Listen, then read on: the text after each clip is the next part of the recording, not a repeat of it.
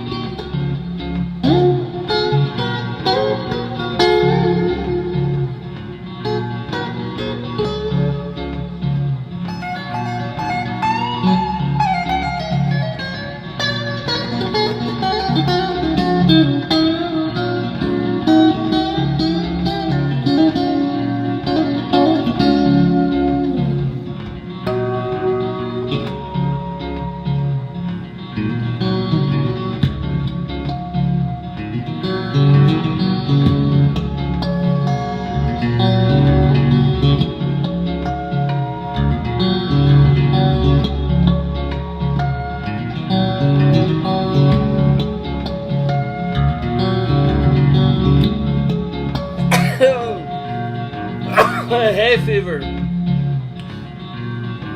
Hay fever season. Well, that would make a good icon for this broadcast. That frame right there.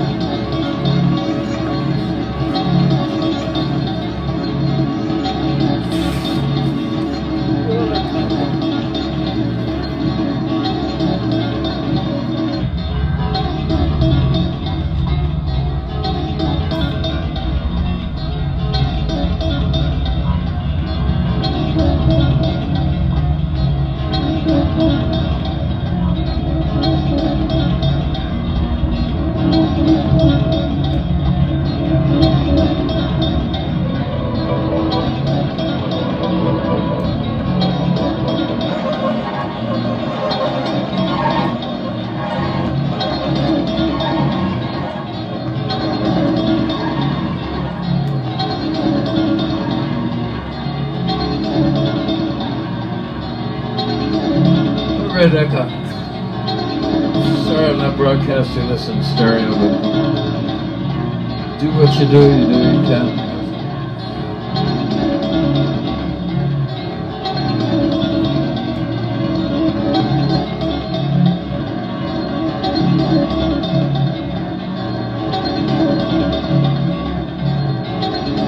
That's what I call music.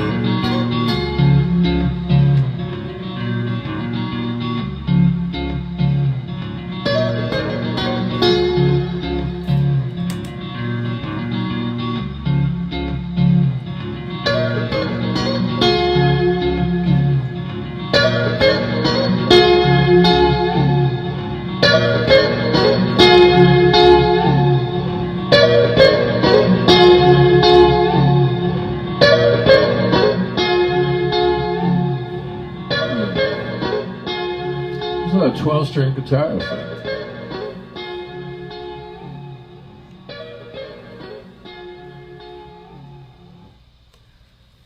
Yes, okay, well, that's my theme music. I've jammed on that, I don't know, at least 8 shows now. And I recorded a more or less pristine version with my friend Terry Durgash in his studios just a couple days ago. And it's getting really good feedback from folks who've heard it. So, but it's still a work in progress insofar as I keep adding parts and subtracting parts and shifting around sections, and it's fun to jam on, especially about 11 p.m., 11:30, and in a nice, relaxed, darkened atmosphere here with these lights on. Definitely, it puts me in the mood to play, and I've been doing a lot of playing on the old electric here, but I'll be switching back to acoustic probably on the next show. But I have to like mention this makes 176 shows I've done since lockdown. So, and they're all available, I think, in my archive. So, you could spend hours. I don't know if I could ever revisit them myself personally. I know it's difficult. The only person I know who loved to go through his old vomit, as they say, was Zappa, who could listen endlessly. I have some first-hand accounts of a friend who I played with in the Magic Band with Don going over to the log cabin. No, it was Frank's last address after the log cabin. And he had a quad set up, and he was playing old tapes. He was fascinated by old tapes of the band. I mean, he had a whole vault master, right, we know about. And he would move and cock his ear up and move from speaker to speaker in the living room to hear all the different parts and listen a while over here and then move over here. I don't know. I think I'd rather fill the time making new stuff than revisiting old stuff, because every time I do, I tend to wince a little bit. Like, yeah, I could have played that better. The tempo is a little fast, or this or that. You could drive yourself crazy, second guessing yourself. So onward, mush, move forward. I wish Caroline would avail herself of singing along with it. It's so delightful to hear her pealing voice, and she always threatens to do so, and pulls out at the 11th hour here, right before it's time for me to play for you. So let's see. Okay, well, it's Thursday, and I have some big news, though I want to get a time specifically to announce this as far as a set time, but I'm about to announce some news regarding Gods and Monsters, which, as you know, is a flexible unit, although at this show I hope to have Billy Ficca and Ernie Brooks, my longtime rhythm section, but maybe Jonathan Cain, if he'll avail himself, could sit in, because I played with him for many years and he's excellent. And then, of course, I don't know about Jason Candler. He is doing a lot better. I mean, as far as he just started to swallow solid food, which is great. Not a lot of it. And he went outside for the breeze yesterday, of course supervised. But he has a long, long way to go. And the fund is very healthy. I think we're over 42,000 collected of the 50 ideal, 50,000 I was shooting for. And it's still coming in. Some just came in a few minutes ago before the broadcast. So that's encouraging. But we'll see if he can do this. I'm going to propose it to him if he's feeling up to it, because hopefully he'll be home by then. I'm talking about a date in September. I don't want to do too much of a reveal yet to vitiate the astonishing effect this news is going to have among the cognoscenti out there. And you know who you are. I have people who watch this from all over the world religiously every time I play. And I'm very gratified by that. It feels good. You have to spread the word, though, because I might have burned out attention factor with a lot of casual observers over the long haul here. Because now I started these shows in mid-March, I think March 20-something, 2020, and so we're a year and nearly 2 months after that, 14 months of doing this. 176 shows this will be. And anyway, I'd like to be announcing more dates coming too in other locations, so I'm working on it. And okay, let's see. I've also read almost 100 books since lockdown. I was trying to count them all. But here's a new one I just got. This is a Steely Dan companion, Major Dudes, that was edited by my friend Barney Hoskins, who runs the Rock Back Pages website.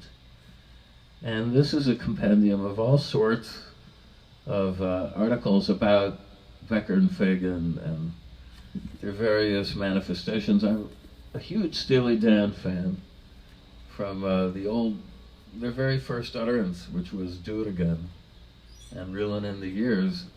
I believe this was in spring '73. Bill Moseley would have to correct me. He was on the Steely Dan tip early on, and I loved them right up to the end. I mean, and followed both Becker and Fagan into solo incarnations, but there really was nothing like Steely Dan. I'm not that crazy about the very last Steely Dan album, but the one before, which was like their reunion album for which they got a Grammy, and beating out Radiohead that year. I thought that was pretty good. There was a lot of good stuff on it, so I am a fan. I'm looking forward to digging into this, but that's going to have to be after. I'm about 5 pages done with Cormac McCarthy's No Country for Old Men, which I finally got around to reading, and he's an incredible writer, so spare and compact and descriptive and chilling. And when I get done with this, I want to read The Road, which I was always intrigued by the description of. They've been showing the Coen Brothers version of No Country for Old Men a lot on cable TV around here for the last few months, and it's compelling. I've seen it quite a few times, particularly like the Tommy Lee Jones performance, and of course Javier Bardem is hypnotic as the personification of evil, of a sort of evil anyway in this. But Caroline refuses to watch it. If I'm in the room with her, she has no truck with many, let's say, films of a ghoulish or horrific nature. And neither do I. To just add to that, I think I've gone into it at length. I kind of, as far as the horror genre, bailed out around the time, this is a long time ago, Texas Chainsaw Massacre. Although one of my dear friends, Bill Moseley, has had a brilliant career in horror films. He's in Chainsaw 2 and Rob Zombie's The Devil's Rejects, always made tons of them.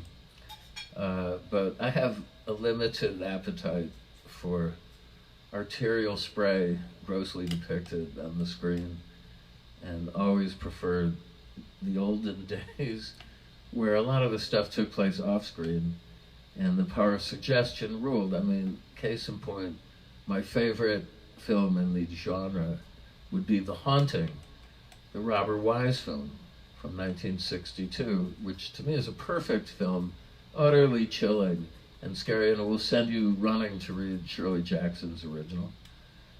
But there is no real overt manifestation of ghosts in the film. It's really all done through the power of suggestion, a few camera tricks, and definitely a very active sound design component in the film, which suggests so much. I mean, and that is the power of imagination. That's why radio plays in the old days by people like Arch Oboler were so effective. People were glued to the set. And I was just thinking recently about Orson Welles' stunt on Halloween, I believe in the late 30s, where he did an adaptation of War of the Worlds, where it was only announced at the top, the nature of what you're about to hear is this radio play version of H.G. Wells. And people from miles around the broadcast facilities, I think it went out on WOR. I have to check that in New York, but it had a wide range into Pennsylvania and places like that. It could be picked up. People got in their cars and made to flee the area because of a panic that came upon everybody because they took the radio play broadcast to be gospel, as if it was occurring at that moment. They believed. And it's the perfect thing to hear on Halloween, because Wells himself comes on at the end to say, thanks for listening to this gentle jest. It was kind of a prank that was taken seriously, but anyway, we all know there's no such thing, right, as Martians or ghosts or hobgoblins, or are there? There may be, I don't know. The New Yorker has a fascinating article about UFO research in last week's issue, which kind of, makes a case for there is certainly some compelling evidence that's never been laid to rest, although explained away as mere visual phenomenon that was generated by natural occurrences like that. But as they say, there are no atheists in foxholes, and I don't think you can be alive and attuned to the vibrations afoot in the universe without wondering about all this stuff in the basis before it. And my basic fallback position is one of my former literary idols. I mean, he's still right up there, Isaac Bashevis Singer. Very smart guy, won the Nobel Prize, was a complete believer in the supernatural. Very superstitious guy.